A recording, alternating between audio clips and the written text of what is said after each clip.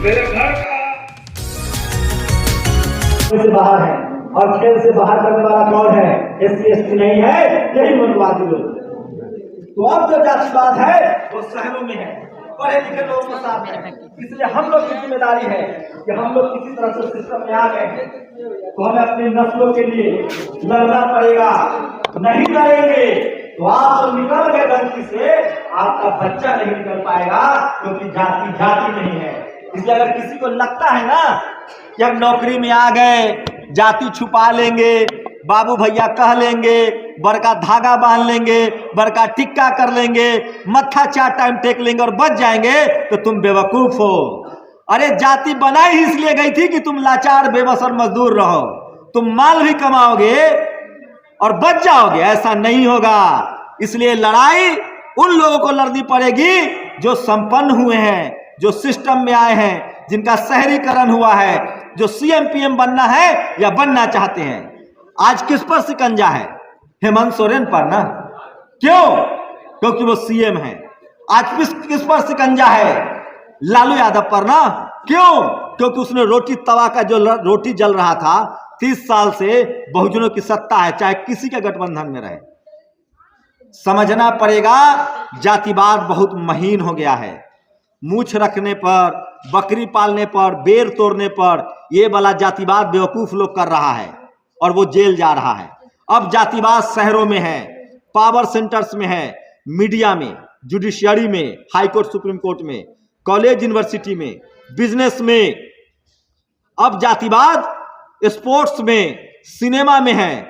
और इसका एक ही काट है कि इस देश के जो पढ़ा लिखा बहुजन समाज है, जितने लोग इस हॉल में बैठे हुए हैं, आपने अगर रोज आप रील्स देखते होंगे, नेशनल दस्तक भी देखते होंगे, एक गुजारिश है, बहुजन समाज के मुद्दे पर आप 2 लाइन संवैधानिक दायरे में रहकर लिखना शुरू कर दीजिए, मनुवादियों की चूल्हे हिल जाएंगी।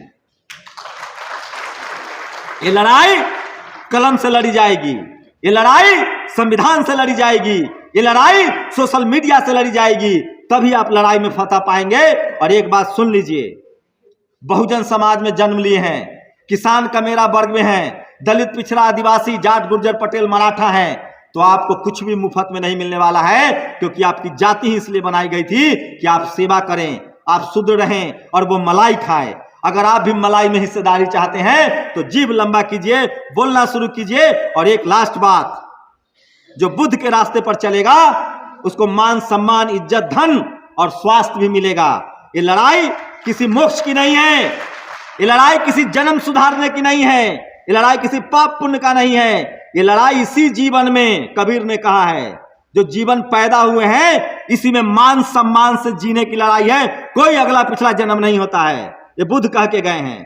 तो अगर मान सम्मान से जीना चाहते हैं तो धम्म का रास्ता, फूले पेरियार अंबेडकर का रास्ता अपनाइए। आप अमीर भी होंगे, सम्मान से जिएंगे और मनुवादी आपसे डरेंगे भी।